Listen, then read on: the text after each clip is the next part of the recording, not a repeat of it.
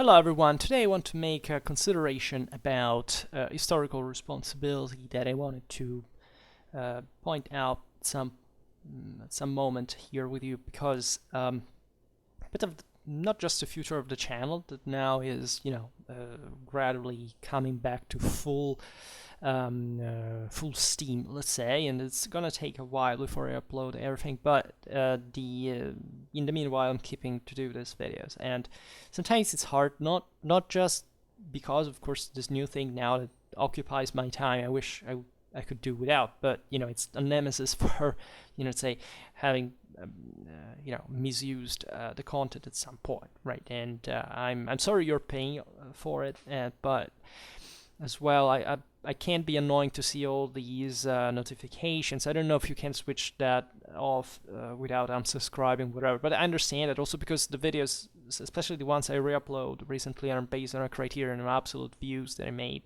sometimes very long time ago. I don't sound my best, like at the time was much worse in many ways, but I see the content is still appreciated. Nobody basically unsubscribe. I mean, it's like before. I can try to fix the thing by essentially maybe rendering it private, the uploads, make them public after a while, so that I think YouTube doesn't send you the notification or something. Anyhow, the question stands here, right, in terms of historical responsibility that I care very much about for some reason.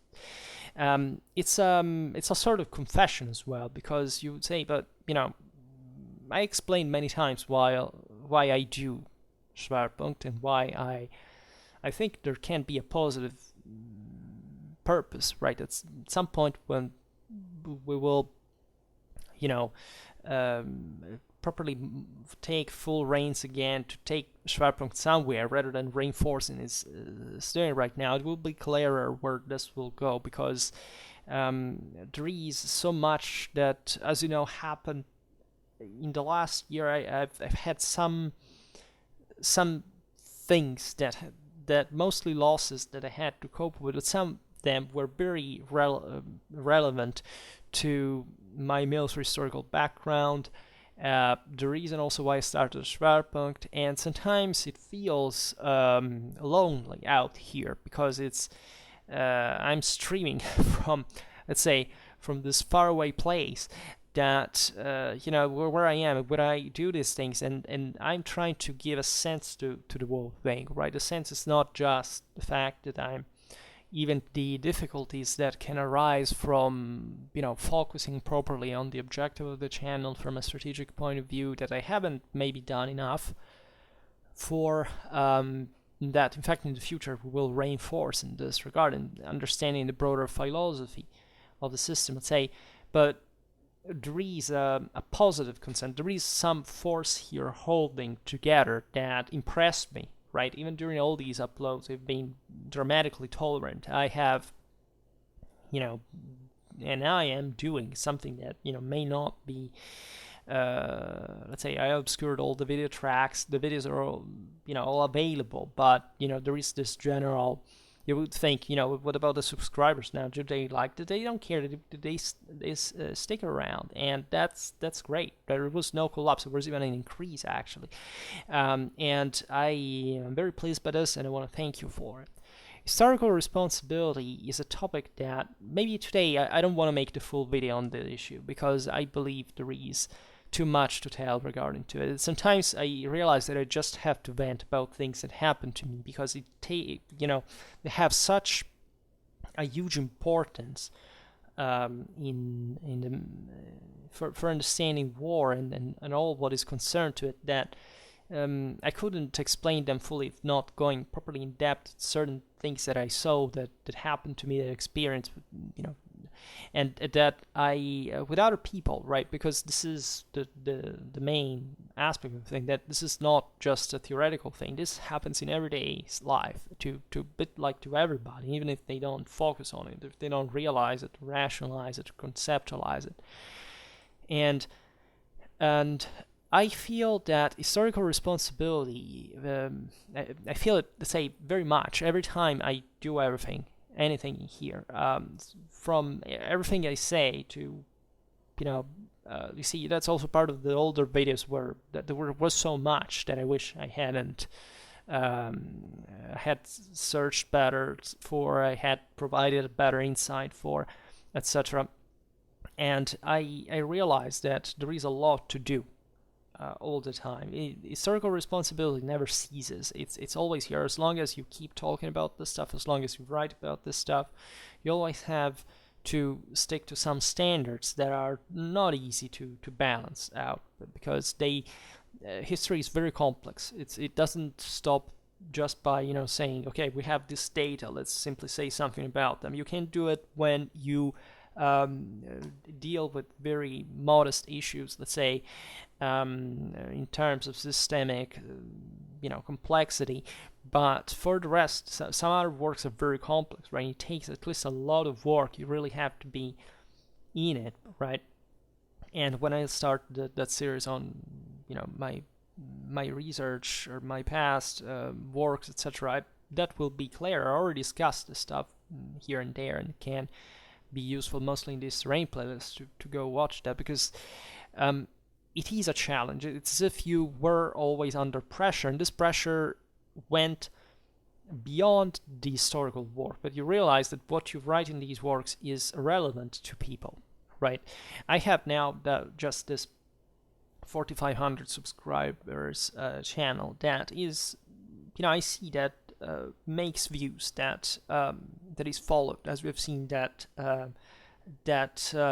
conglomerates a lot of also young people that are studying and things like that. And therefore I realized that every word I choose here has a weight, right? And has it's difficult to properly understand how much of what you say is concretely received. I made a video about historical communication recently that was trying to address that. It kind of ended up talking about other issues, but really you have always this, when your post, for example, certain answers, or simply read certain comments in general, right? It's not even about the answers are generally, but you wonder whether what you're doing is enough, whether maybe something you said brought people to think, whether or not. Of course, I must say I have somewhat a big ego at this point. I don't just show it because it's antipathetic, but let's say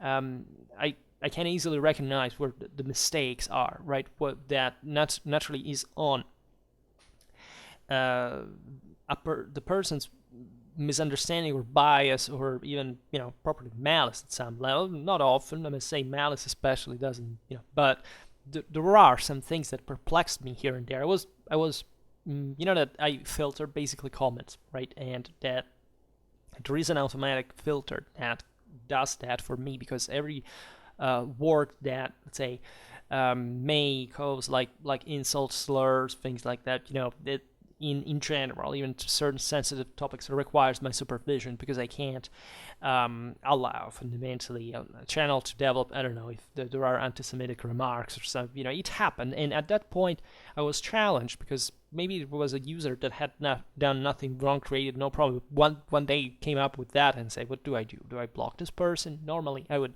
simply not allow the comment to be there, because that's how it happens, right? If you don't allow it, it remains for like 2 months there. The person sees it as if had inserted it on the video, but others can't, and after 60 days gets automatically deleted. But let's say I'm always challenged by this, and I realize that in spite of the fact that naturally YouTube is not mine, and this adds a bit to the general anxiety that I have at some levels about other things, actually, in my life. I think that I'm in charge here, and I have to provide a healthy environment for ideas to spread and prejudices. And if you have a neutral approach to history, that's that's the right thing. The problem is realizing that there is no such thing like a fully neutral approach, but there is properly a limit of tolerance towards certain positions that you should be able to, that's the standard, right? You should be able to recognize as an adult, right? And that I must say that, as I often said, actually already, that Schwerpunkt's community is very orderly. It's very disciplined. So I'm kind of even proud and satisfied by a certain standard. But here and there, I realize in general that especially the interest for which people come on the channel, and that there I have the opportunity to divert it to things that I deem to be more important, or to enrich it, to say the least, and not correcting everybody's mind. But naturally, everything you say, as I was saying before, has an influence on others. So that is my chance, right? And I feel challenged for that reason. But there are lots of things that must properly be addressed in this channel, and historical responsibility being one of them, meaning that history is not just when somebody writes a book or an article or makes YouTube videos, right? And is, kind of publicly recognized as, that guy talks about history, like, let's go listen to what he says. This is something that pertains to all of us, all of you, right? It's whatever thought, whatever, speech you have, let's say, that can have an influence on others, that at that point are not much to be, convinced by you, or rather to be provided a method, properly a tool. That's what historical responsibility is. History is nothing but a method. It's not a set of knowledge that you can fix, somewhere and make it as clear. It's the same with science. Science is a method. It's not. It has no contents by itself. So it's history, right? It's how to do something, and for purposes that are always biased, but that in this regard should also look for some explanation, can methodologically refine the same tool, and therefore provide for interesting, an interesting arsenal for understanding. And this thing gets cultivated, and I think that history is, as a matter of fact, if, as long as there is an interest and a commitment, etc., it's not history magically by itself, but for all important gnosiological reasons, is fundamentally obliges you to refine the sharpest such method. And military history and the art of war specifically may be the sharpest, even in absolute terms. So whatever you say here is like a weapon, and it should be seen as such, because here, let's not be political, but of course it seems to me, let's say this in general, that the public speech in some important political levels in the world is dumbing down dramatically. That is to say, properly, the logical, rational, informed dimension is losing ground, right? And I've seen all this before in history, and it's palpable, and it fits also with certain patterns, again, that I've seen in history in times that were similar to ours in some ways. They're always unique.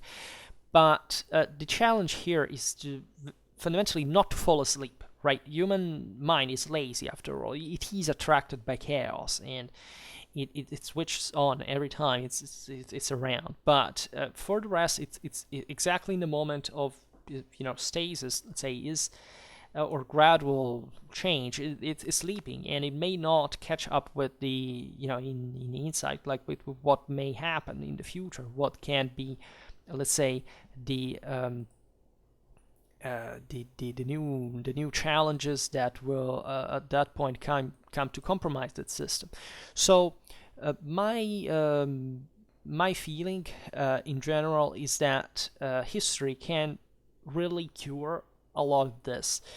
The main problem is that, so history that we know, meaning that at this point in our civilization we have come to indeed to a good refinement of the historiographical tools. The problem is that this may be, let's say, not enough in relative terms. That is to say, our societies are,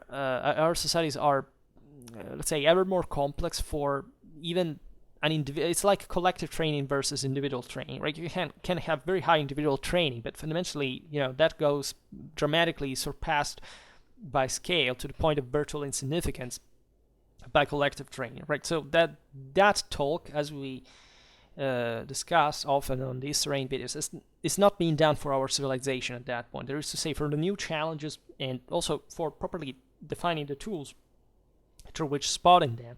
There is no sign, no interest. It's a moment of crisis. It's easily to be seen as such, right? It's a moment of expansion in some fields, in some development. But say that the general push, the general drive, what basically injects the fuel in the single capacity to be able to think at that greater scale is running out, right? And it's an interesting time after all, because there is room for a lot of experimentation in certain fields as well, in spite of the crisis, etc. There is sometimes an improvement again of certain tools, but maybe just from an individual, not from a structural point of view. Anyhow, historical responsibility operates evidently at different levels, right? One thing goes properly the historical method, if we were to go by the book, that is to say, all right, how do you write an article, or how do you make a research in general, and what kind of deontological standards should you maintain in the process? Well, that is a challenge, of course, to explain as well. We made videos about this, of course, so you can go always the Terrain playlist. In this case, it's more general theoretical ones, and it is a responsibility in the measure of course, and even here there is an approximation. It is to say, in that field there is properly a community, if you want, a bit of a sectary one. That is to say, who does read history articles today? Mostly people get informed through the internet, and yes, you can find articles there too, but they are hardly together with a with a broader availability to the historiography in general, right? Most of which is not open source. You have at least to make searches, or at least to be specifically interested in order to even gather information about it that you properly may not have that background about. So this creates a barrier with most people, and that already exemplifies by itself the fact that these people are not interested in history, because through our tools, even the free ones, the open ones, people could get a consistent historical education. Maybe some have even, but they're rare, and they usually because they are maybe already educated in even on other topics, right? And I don't know. It's obvious that if I had to pass through those scientific checks, I have an idea of even how to use better, I don't know, the internet material compared to a person that maybe never wrote even a thesis, right, independently from history or not, right? So that gives a good idea, and that's why we have an education is structured like this, with stages, whatever. But there is, on the other side, the idea that I've seen from the within of the fact that the say scholarship in general, professors we've seen, are fundamentally going by certain. They're a bit like a sect, right? There are certain ways to do things that are not about the historical method per se. They're not an unprejudiced scientifical curiosity or feeling of challenge, or to say extend the boundaries. No, these are logics that are connected to the financing at universities of scholarships, of perspectives of career, how the world call for papers things work, the publishing, the who makes books, which amount, how to balance the amount of information, so much that if you have discovered lots of things, you just think of how to make a lot, to have to sell books, not on the basis of say let's make people know, but let's think that I can make, I don't know, instead of one book, 10 books over time, so they will dominate this historiographical field until nobody arrives. And if somebody in fact does and arrives and wants to change the thing, then there will be some barrier, we will put some obstacles in, or we won't, he won't be part of the sect immediately. There are things like this, right, that happen pretty much everywhere. And as far as I've seen, this thing is getting also dramatically monetized worldwide. That is, I come from one of those contexts that probably is the least competitive from because properly there is a subtle mentality behind that for which the state pays for having certain specific things done, and there is some competition already for that, but it's not like wild pressure competition. I come from what a dying academic reality that in fact is producing maybe at an average level not such a great education, because it doesn't pressure people particularly much, but that allows the people who are truly interested to emerge as the best elites, so much that in fact the places where I studied, etc., are scoring incredibly well, Europe-wide, if not the best in terms of humanistic science, in fact, because we come from mere passion in a sense, and things are changing, right? I'm not saying this is necessarily the best thing, because maybe the elite is good, but the average may have still.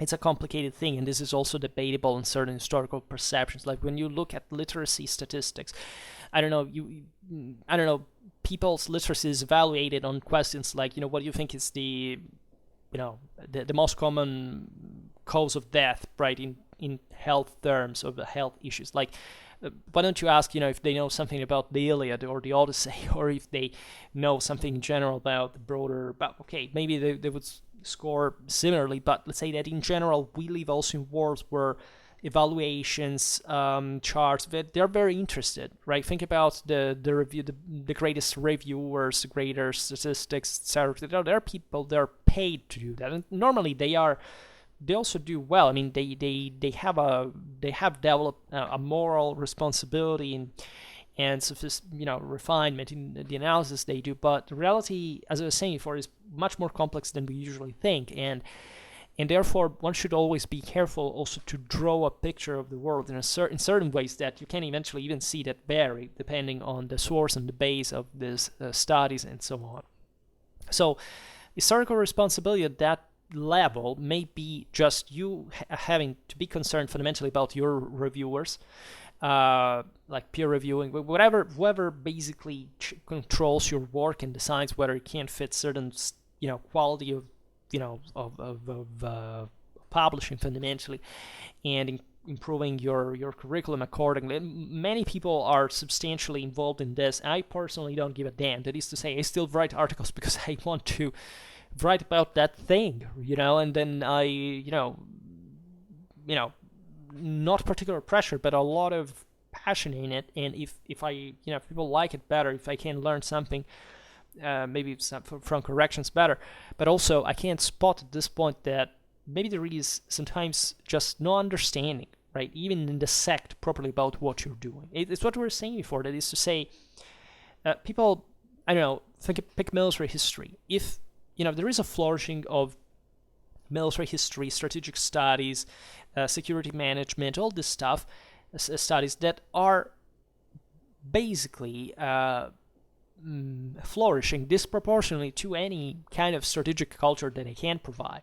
That is to say, explained many times, being a military historian has nothing to do with you understanding how actually armies are used strategically, right? It can't be just a study concentrated in a specific theater and you can be very expert on, but basically having no capacity even to frame it in a broader picture, and having no other diachronic and in fact comparative experience, so that your work fundamentally speaks by itself, but you don't have any other greater capacity of properly giving it the value that it should have in a broader perspective point of view. The same goes for civilians, for the military as well.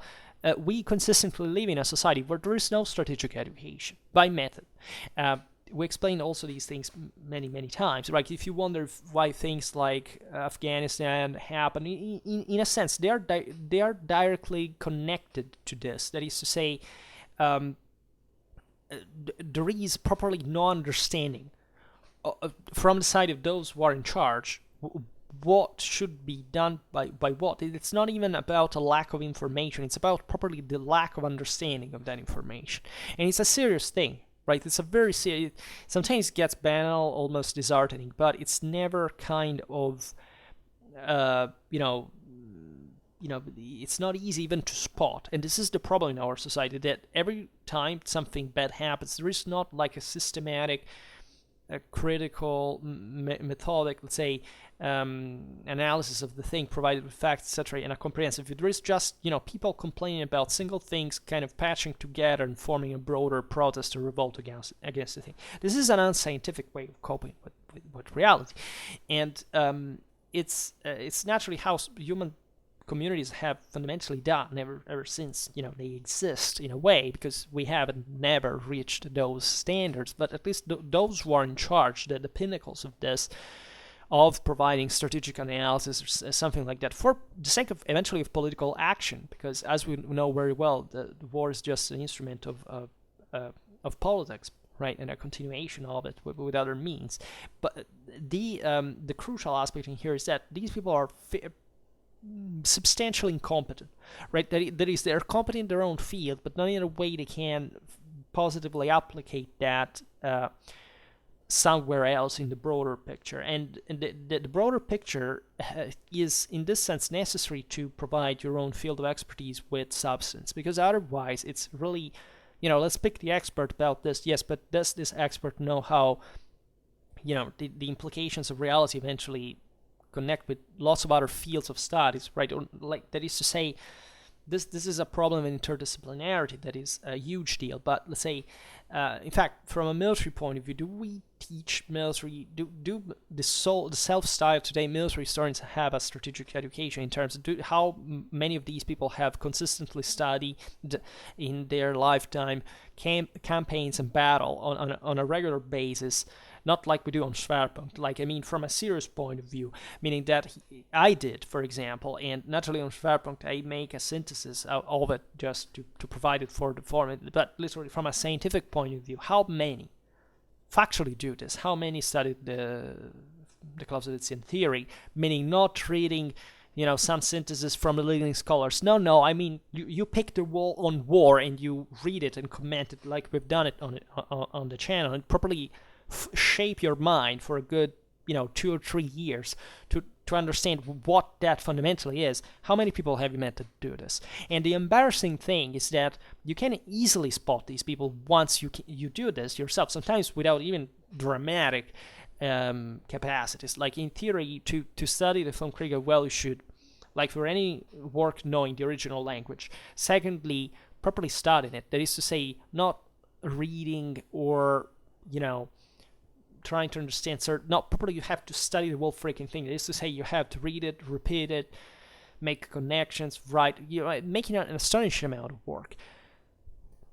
It's much easier for a military historian to pick an relatively obscure reality, those 10 or 20 sources that talk about it, making a little article, 1/3 of which made by, historiographical introduction, and publishing it and doing it for the rest of their lives. Yes, maybe that also makes sense. Writing articles is a very formative capacity, but a more structural capacity, properly of making more work, right? Trying to synthesize more information in that broader strategical say. How often is it done, right? Because at this point in my life, even if I did that, right, I would lack mostly.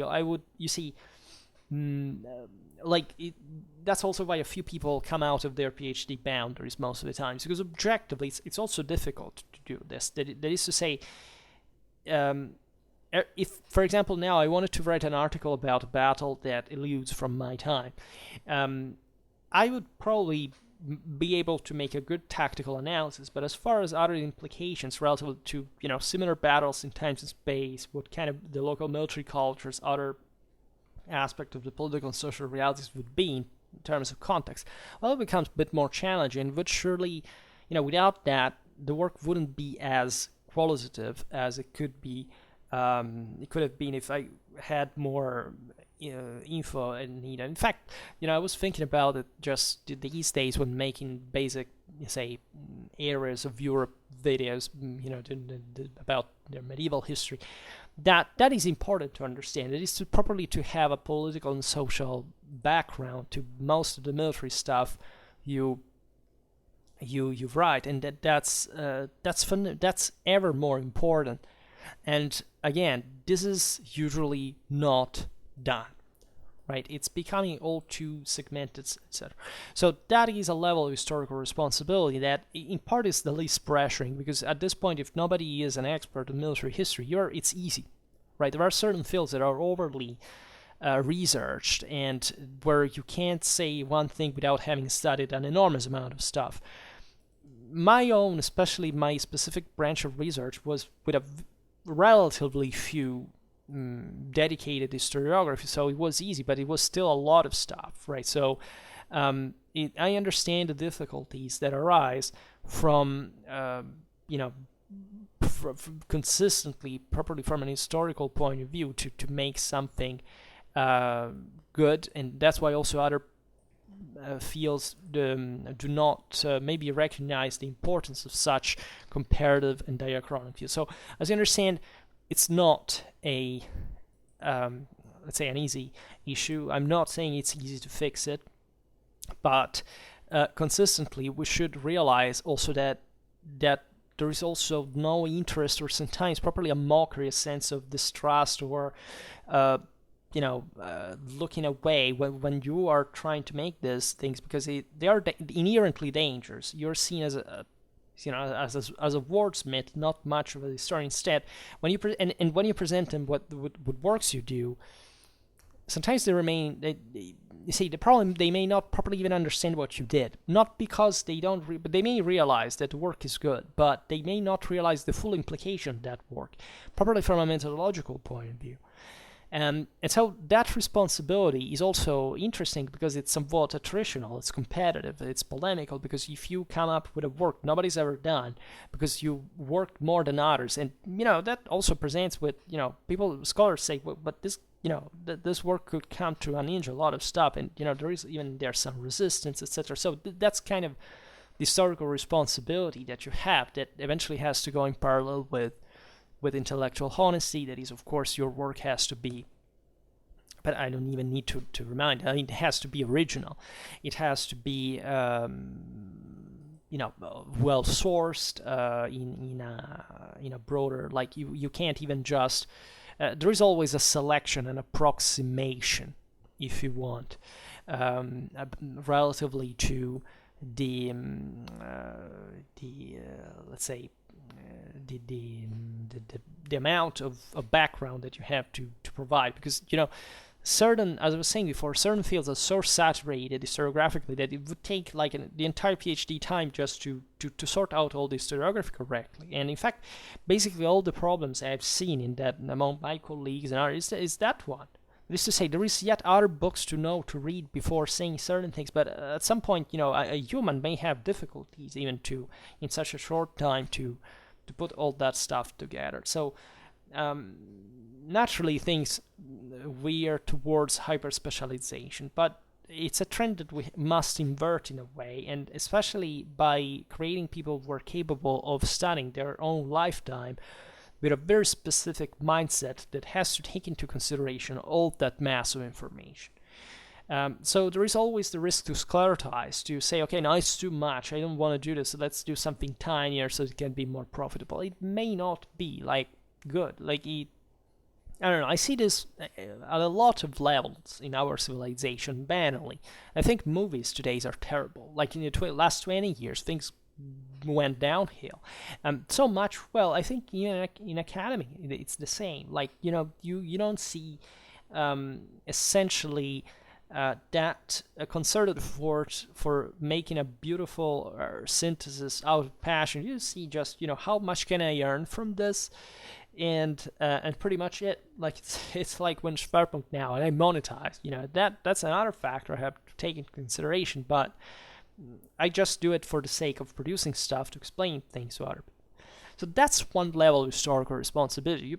There are structures, there are hierarchies, and you have to confrontate with them, and you have to be up to standard, and also, however, challenging a little bit the establishment in that sense, because when you arrive at the top, you realize that there is not so much firmness or agreement or shared knowledge, right? I guess the first thing when you start studying history at university, you think that every professor should be a kind of living encyclopedia, and the truth is that they are not.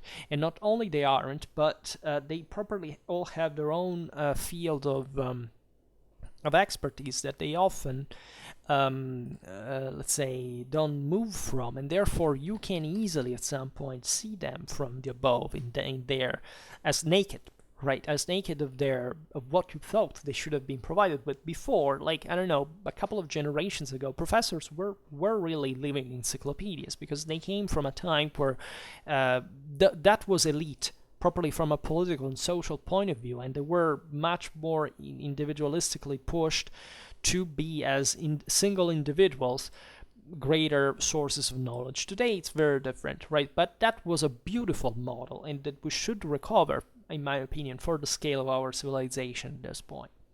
Now, there is another level of historical responsibility, that is the one of let's say, in fact, of broader community impact that you can have with your ideas. Because living the sect, living the academic environment, whatever, you also have to realize, as I had to in my both for because when I publish stuff, that is to say, one thing is writing, I don't know, a thesis that eventually will be buried in the in the database of your university, and that a very few people will ever read or care about, also because probably you will not work in the field, or you will not become a great professor or whatever, and so nobody will give a damn about that. You know how many works of that kind there are. Another thing is when you want to go on and you see things published and you see things spoken out like I do in here. I still haven't connected my real self, let's say, my public self with this channel, but it's obvious that what I do is particularly important for me as a historian. That is to say, if I weren't a historian, probably wouldn't do this. I would talk about something else. I would talk about more varied stuff, and here you have a specific aim, goal, drive that naturally derives from that background that I would like to connect. In fact, that's the direction that I would like to bring Schwerpunkt towards to.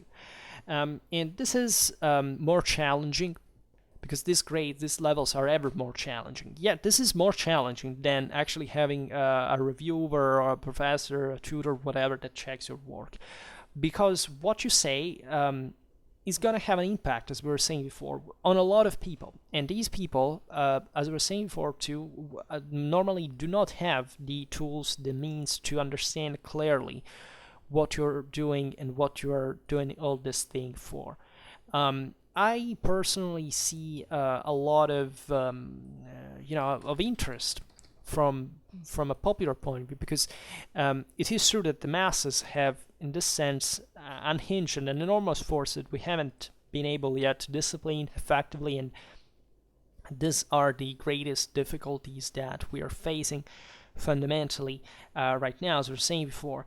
But at the same time, there is hope. Like, these are people, these are human beings. I have a positive, I couldn't have but a positive hope that this because otherwise, what would you anything for? They have to change, move, and improve themselves in a way or another. So you can facilitate this process. You can try to have an impact on them, but at the same time, there's going to be unavoidably a lot of not backlash or anything particularly displeasant, but you realize that everything you say has a consequence. That is to say, how many people watch my 500,000 views I got? Well, I am sure that proportionally, if 500,000 people watched my content, I am directly responsible, at least for a person's life. That is to say, all considered, the things I said, the impact I may have had, all cumulated, surely are worth somebody's life. Because I in general, I believe that somebody's life is priceless.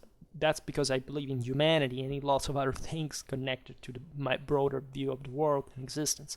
But life has a price on the market. That is to say, aside from our spiritual belief, we know that literally the life we can tell how much does the life, an American citizen or of a Malay citizen or a Norwegian citizen or a Ukrainian citizen is, right? As ugly as it sounds, as cynic as it sounds, it's real, right? And when especially you say certain things like and you get back, I've done, I don't know, I began to say university because of you, I've seen this stuff, I want to learn more. You understand there is a drive there that you somewhat stimulated. Of course, it was mostly on the person, so that's how I can sleep at night, because I'm talking about the cumulated mass of influence, not just the what are the person's choices. They're at the end of the day always their own, but you still own a responsibility for that and more, because you can't realistically know what your idea is going to bring, right? The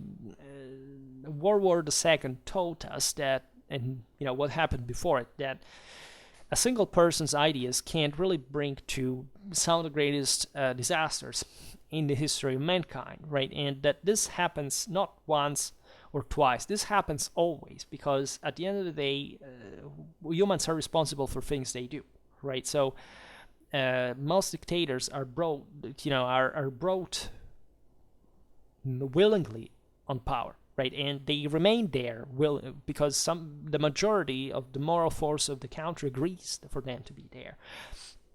So that shows you how naturally talking to many people and having, and starting to make them think in certain ideas has an impact, right? Because maybe, let's make a banal example. Maybe here I stress certain concepts about history, and lots of people are going to follow these concepts, right? For example, my religious military bias, my military strategical bias, also too, relatively close with theory, surely have had an impact. I've seen people picking books, studying things. I mean, because I suggested them, that they asked to think, and maybe those people, how many are they? You can't count them, right? But these people maybe will go on, and maybe those ideas will flourish into something else. Maybe this will create a movement that we can't even trace within the community, but that is going to shift certain forces, that is going to cause certain ideas, and all this contributes to eventually things that happen. So that's a very heavy responsibility, because you can't simply say, oh, well, who cares, people are just, thinking on their own. Not really, because you know that you will change reality in a way, and albeit you can't predict what the outcome will be, at the same time you have to be very careful about what you said. Last year we made a video about the violence in political speech and importance that was connected to what happened the other summer in the United States, Trump's policy and all the the controversies revolving around that. And it was a very neutral video, but it was addressing specific that background and that context. And we were saying how even properly from a strategical point of view, you have to be extremely careful about things that you say, because of course I'm not the president of the United States, but those who are have like a responsibility that should be up to the levels of their own role, right? This is valid for everybody, and we're seeing it even in these days where I thought things could go worse. Like, I don't have anything in particular against, nor, believe me, against Trump, nor Biden, nor I can't say I'm not interested. I have something pro or against them in under many aspects, but let's say that's not my first thought in the morning, right? I'm mostly concerned about things I can't control. I just observe, and I come, with certain realizations, but I fundamentally want to stress how, if there can be some positively applicable theory that we can assume from certain reality. I try to speak, and that's the interesting part of the video I was mentioning. And this is one aspect. So this may seem tricky to you, but I can assure you that it does acquire some weight, because society is beautiful. When Clausewitz was talking about the wonderful trinity, he was of course perfectly right, and this is something you can measure. For example, even on a community like Schwerpunkt, like when you make certain changes, you shift or certain, there is always a reaction of some sort. It can be positive, negative, whatever, but you always spot it. that always manifests itself. You can't get it from a detail or another, and you can measure it empirically, like obviously in an approximate sense, but you can still spot it's there, and you realize that the greater this impact is, the greater you have. Think about publishing a book and with your name on it. That's a big deal. I don't know about your privacy, how you feel with that. Many people maybe don't care, but I guess I personally care about this. I mean, I've been talking now for years, every day. I've made 1,100 videos. Therefore, we're talking about thousands of hours of my voice out there in the world, right, without any control. And I have to cope with this in a sense. I'm fully responsible for things I say and do and etc. So I've lived a very tiny bit of this, and it's increasing, and that's also a concern. So I try to stay by that and to gather information can be precious, and this can go at some levels that are also very close to you. That is to say, if your historical ideas are somewhat impacting people you love, for example, or worldviews, because this all gets blended with your worldview and what you do things for, and this is extremely important for me. It has been, and I always feel challenged to be up to the task with when I interact with somebody, because I think that there is always a positive, better thing that I can do to even having a healthy relation with these people and having a better life, whatever the quality standards that you take as to measure that.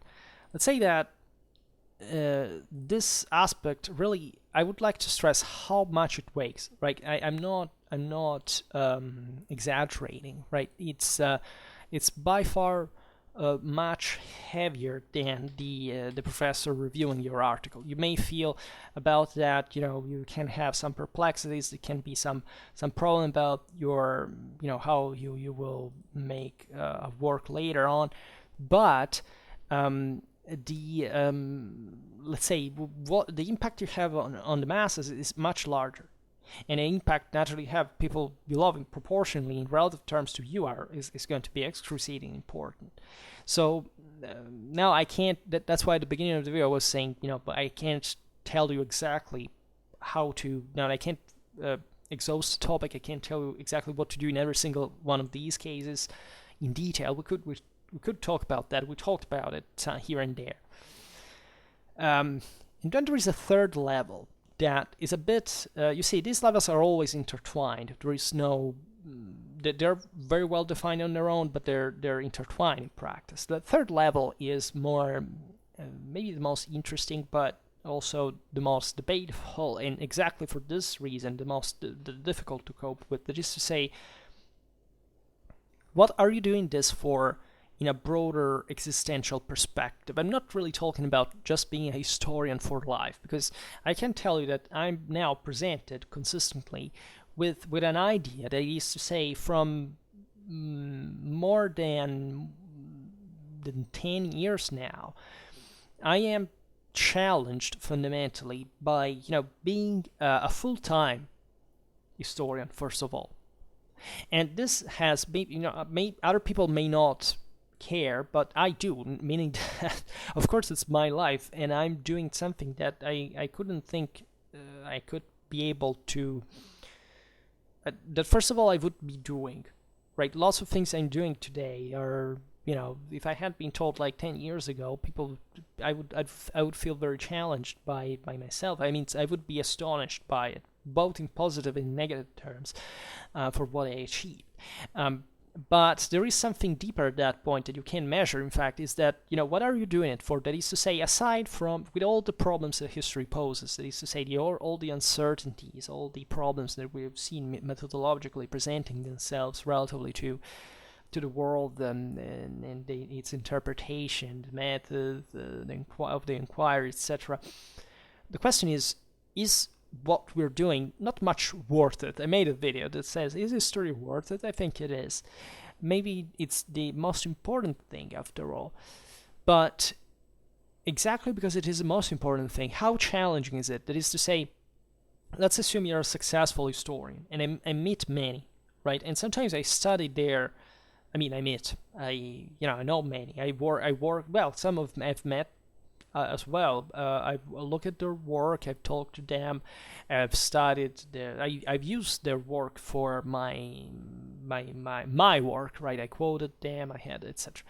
And I realize these people are like in a certain way. Like every historian has its own character that filters throughout the work. Right. It's obvious. And when you disagree with them, or you think that there is something that you disagree, not just because maybe their work is old, or maybe they're dead, right? That we're still criticizing, people who wrote history 300 years ago that sometimes are much more insightful than people who wrote history today, in spite of the historiographical, primitiveness of their means. But they were dramatically fascinating individuals. But aside from this, they, let's say, you may properly disagree with what they thought at the root, because maybe you don't fully properly agree from a philosophical point of view, from a moral point of view, what they say, or why they did their research for, right? And therefore you think of yourself, that you perfectly know as a historian, that what are my faults, because I know that I have faults. I know I meet them. I like to, let's say, test my limits every day. I know that, for example, I'm grossly ignorant about so many things that I should know, and that would help me to have a dramatically better insight about things I know. And that's the reason also why I study history every day.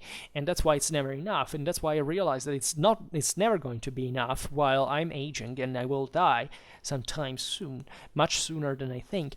And I may have not properly gotten to the point. And the question is, what is the point? The point is, we don't know. Right? That is to say, history builds, or better, we know what it is. I wouldn't like to give a message saying, study history, but at the end of the day, you don't know what it was like. It's very different. Like, history is about essentially knowing our community. It's about knowing humanity. And what we don't know is the truth, of course, but studying history makes you closer to the truth, makes you closer to the comprehensive picture. So that's why I also have this bias against hyper specialization, because fundamentally it gets nowhere in terms of that comprehensive responsibility. And that's, we explained before how and why, because it doesn't properly even care to have a collective responsibility, right? And to be useful and purposeful for many people.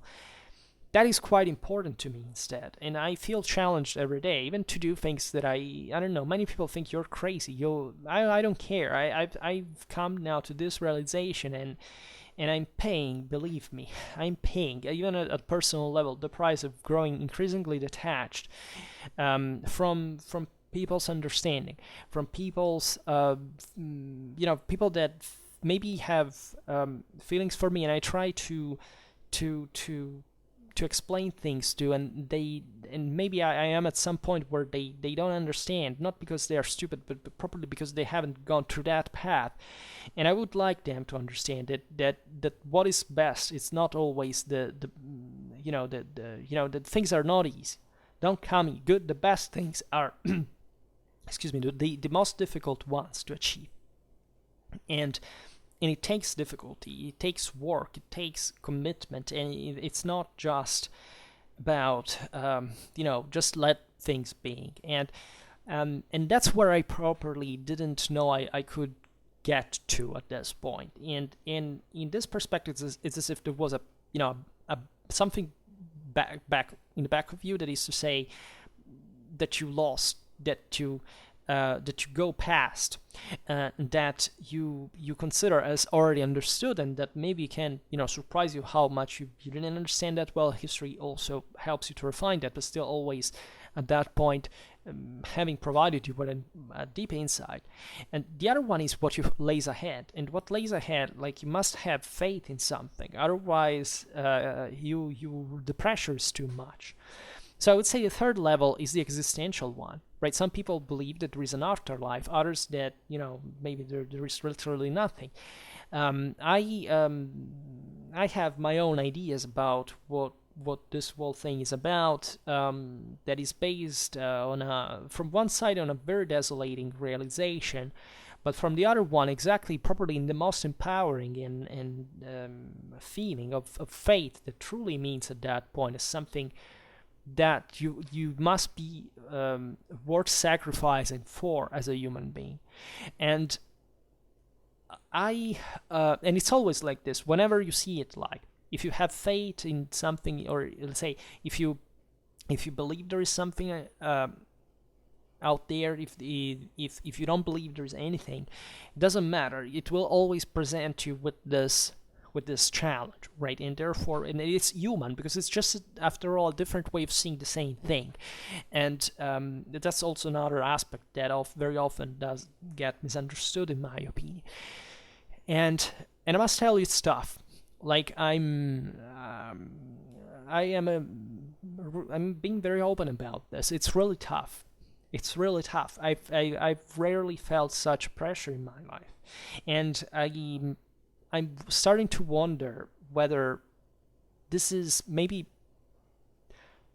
I don't even know whether this is kind of, you see, you can't let go, right? It's not because you're addicted to it, but because you realize that at that point, when you realize all this, you know that you have to do the right thing. You have to do what is best. Let's say not the right thing, not the good thing, but what you realize in the base of your evidence to be the case, right? And I also learned through this path that is crucial to believe in yourself as well. I made a video last winter in one moment when I was really, really down, because eventually things, in fact, went downhill, and I realized, however, that the most important thing is how motivated you are, and this motivation is sometimes instinct, like let's say it comes from the within. It's the same. It's an instinct of survival, in a sense. It's what makes you feel that you can do better, not sit down just doing nothing all the time. And to me, it's incredible already. For example, what I've managed to achieve on Schwerpunkt, which is relatively modest considering all the effort I made, but that is paying off gradually, and things are increasing, and I'm very pleased by that. But I realize also I have to do lots of other things in parallel to it, in that hopefully connecting them would be the best thing to do, because at that point I would be able to channel all this energy towards a single aim, where basically all of the fields are satisfied, but both fields are satisfied, and I can hopefully also achieve other, personal things, if life allows. And I deeply believe in this, and I believe me, I have increasing difficulties in speaking my mind, let's say, or at least properly transmitting the magnitude of this burden, that compared to, I see people's problems and in their lives, some are atrocious, right? So I have absolutely nothing to complain about, but I've come to the realization that it's also exactly because I have nothing to complain about that I must do something with what I have, because I would feel useless or purposeless or properly unaccomplished if I didn't work for that. So this may be a strategic realization as well. That is to say, never leave the initiative to the enemy. Always be active. What von Clausewitz said, what military history shows, that even after important blows, it's not just to stand back on your feet, but to offend again. And it takes a freaking lot of measure of let's say of motivation and of values, of properly of objectives, of dreams, of to do that, and belief and faith, because without that you can't really make it. And we live in a world where if you don't do this on your own, you can't really expect anything to happen magically.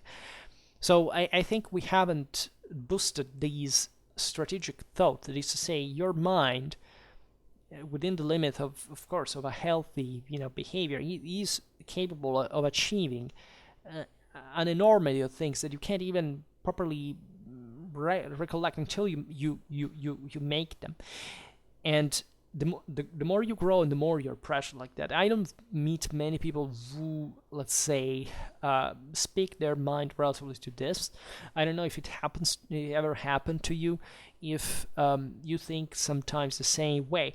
I mostly see instead lack of motivation, and maybe it's part of the same problem, like, seeing where properly motivation lacks for a long time and realizing, I feel like a loser, whatever. Another thing is how it's still part of the thing is feeling challenged to do something else, because otherwise people wouldn't care. They would just be lazily there and do nothing. Instead, they feel unaccomplished. So there's evidently a humanity there that is hungry for authority, for discipline, for action, for self esteem and evaluation and capacity. And I think that history is a great help in this regard, but also and especially military history and the art of war as we study is quite important. So I can't be compromising anymore, even with certain things that I see, and I have to speak my mind every time I see that also a certain trend is taking shape. I feel sometimes that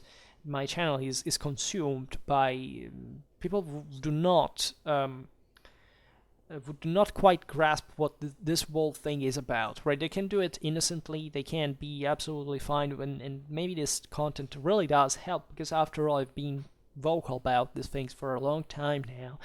But I also realize that the greatest interest is for other things, and in those things themselves, I should be more open, I should be more expressive, and it's a challenge, it's very difficult, and I will try to do it in ways that you'll see at some point. But I really need to be, let's say, to be clear about it, because otherwise it seems as if I was doing nothing out here but just talking history for the sake of documentation. It's not really the case. This channel is based on criticism fundamentally and interpretation on this. I presume that's what you also listen it to for, aside from the fact that I was honestly and truly one of a single person to cover certain topics for the first time on YouTube. And I'm not talking just about von Clausewitz, but even about certain major chunks of Western history, like that used to say I was the first person to make videos on the Merovingians, on the Longobards, on the Holy Roman Empire, like on a specific base. And the question is, I don't know how many billion videos there are on YouTube. Is it possible there was nothing there before I made videos about that? How is it possible? And that gives you the measure properly of how our society lacks the essential, the fundamental. Then you can't be impressed if they just count these content just because they have no clue what it is, right? But I see worse than that. And maybe, okay, we'll talk about this on another in another video, because today I wanted actually to be way more polemical. I confess that I started this video, then I was actually chatting with a person. I was pretty agitated, and but not I wasn't arguing. It was just, and I can't explain what's the deal, but I began this video. I was interrupted by the messages, but it was a much worse video in which I wanted to complain essentially how there is a negative let's say a negative reason for which certain topics are particularly popular, and why we should, in fact, as I was saying now, correcting them. Then I restarted the video, and I'm doing it without any pause, because you don't know apparently that I make cuts during my recordings, because eventually I fix them. But let's say I of course sometimes stop. Instead, I made this video all in a row because spoken for 1 hour, I had to vent all the anxiety a little bit. But I'm not really an anxious person. I'm just a bit melancholic, a bit cyclotemic sometimes, but it's always under control. I have never needed medicines, therapy, or anything. It's just how I am, but just by character, by nature. But as I was saying, there is also not just that. There is to say that there is some greater burden. Right, I already know that that many of you will say, okay, relax, don't think, like, take it easy, life is cool, don't worry.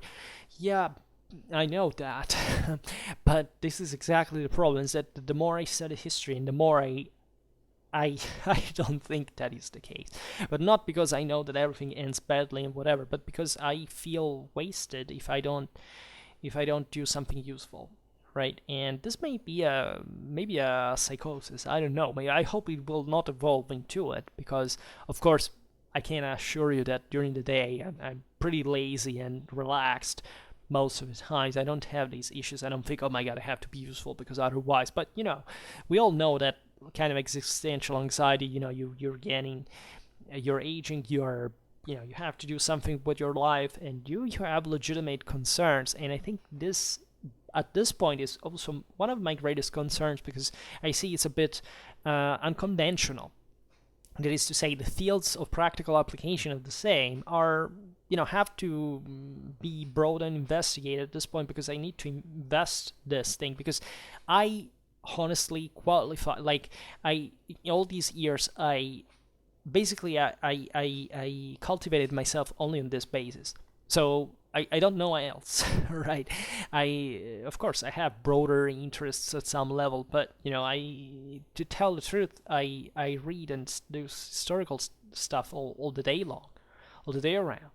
Since I wake up till I go to bed, that's basically all what I'm doing in a way or another. It's either Schwerpunkt or my works, and that's it. I don't have much else fundamental. I used to, I was sporty back in the day. Was had other interests. Now we travels. Well, okay, in the last 2 years it's been a bit more complicated, but for obvious reasons. But let's say even that actually fit in the broader process, right? Travels to me are kind of an existential journey through history or something like that, because I don't do other things.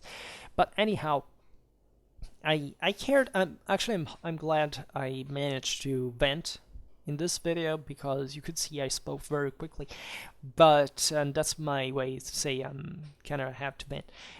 And I wasn't very polemical either, because I vented most of it earlier before. But think about that there are levels of responsibility in everything you do that history highlights all the time. And if you don't feel challenged, probably it's because you didn't study enough, right? And it takes a few, technically, right? What I say always, all the time, I don't feel as particularly, I don't feel superior. I must consider the rest to be, lagging behind in a way, and on things that are relatively easy to understand and that would take just a tiny time to do. And here I try to make a synthesis to at least deliver the confection package, to say, okay, this is essentially what you have to wonder. But I realized that without practice, that can be a bit unheard and unfelt and misunderstood. So that's why I also make lots of videos, to show you properly what it should be about, because that's just a tiny part of the work I do. And if that impresses you, well, I'm confident that it can have some, it can in fact motivate, as it happened, others to say, okay, because of this I wanted to learn that, and they did. And that's a great, that makes it's the reason why I'm doing all this.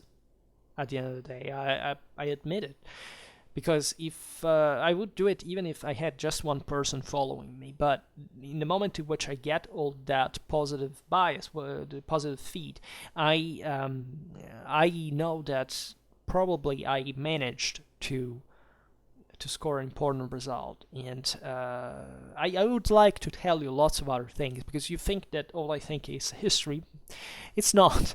As you probably realized, I have been through some things that once again are connected to history, but they are because I make history connected to reality. So today especially was a kind of a mess. I wish I could save certain situations, because they are important, but I guess that if I manage to control myself like this, I can do much better, probably from a strategical point of view. At some point I will, you see, this is what every person that has any kind of let's say you say discipline is the most difficult thing to maintain. What do you think that is difficult to do in combat? Smashing hard on a person's skull, or what? The most difficult thing is to maintain control of yourself. And hell, we all know how difficult it is, right? And instead, this bite, this break, I mean, should always be there. Should always remind you, like, don't act upon instinct emotions. This won't be refrain, right? And do the most sensible thing, right? How many times you've been writing messages to somebody and say, okay, this is not gonna work, over and over, and it feels as if you every time you have to delete it, and at the end of the day you say, but I still feel as if I look as someone that doesn't care because I'm not able to express one thing as I really wanted to. But sometimes it's even worth waiting, and and that's not even a satisfactory condition to make it. So it is that challenging, right? And it's really so. I don't think that you don't understand. I think you understand pretty clear. Anyhow, for today we stop it here. I hope that you enjoyed this video. If you did, please share it. Otherwise, leave a like or subscribe to my channel if you're interested in my upcoming content. And for now, I thank you heartily for listening to me. I wish you a nice time and see you next time. Bye.